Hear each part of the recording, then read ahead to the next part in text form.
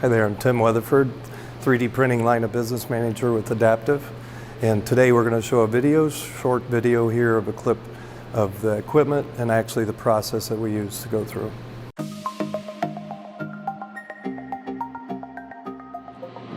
Hello, my name is Jeremiah Creighton. I'm the Markforged Metal Certified Technician with the Adaptive Corporation team. Today we're going to be discussing the three-part process with Markforged Metal System. There are three steps with the Metal X process: printing, wash, sintering.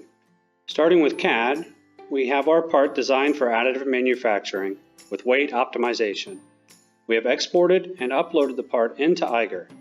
Eiger is a cloud-based slicing software that comes with all Markforged equipment. Parts are automatically configured to the selected material. Metal parts are scaled up to account for shrinkage during the downstream processes. Eiger then slices the part into layers, identifying overhang and needed supports. Eiger will allow you to keep track of the part through the entire process. Okay, before we hit print, I'd like to go over a few more details with the Metal X printer itself. And the way it works, it uses a two-part system. You can see we have two spools here, one of the actual material we're going to use, which is 17.4, and the release material.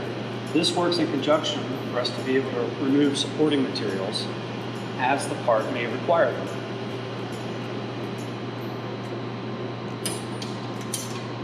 That being said, the metal printing system is capable of using multiple types of material. You can use stainless steels, tool steels, copper, and Inconel, and there are currently other materials in development.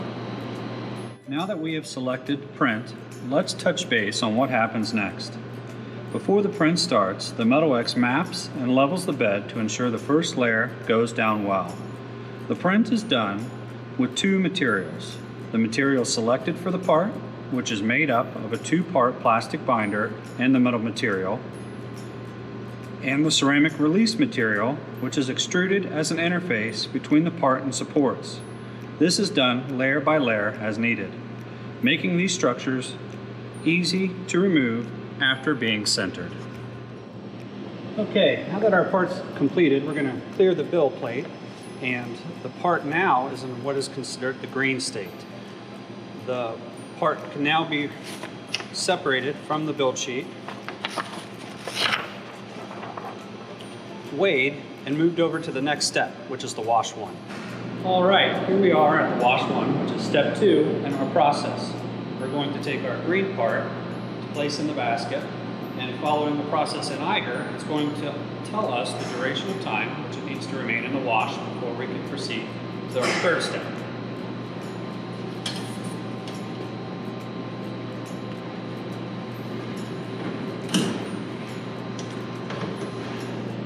Okay, here at the wash one, we have our part that has already been washed and now dry.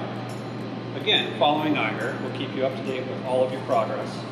We can now move the part, which is considered the brown part at this stage, to be sintered in step 3. All right, here we are at step 3, which is our sinter 2. We can now process our brown part.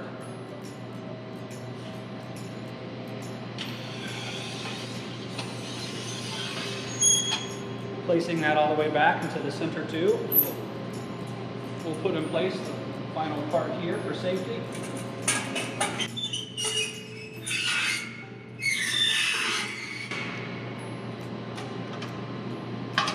Okay, we can then follow the process with the screen of the sinter 2, and this part usually takes on around 30 hours. All right, now that our sinter run is complete, which we were alerted to with Eiger, again following us through every step of the way, we can remove our part.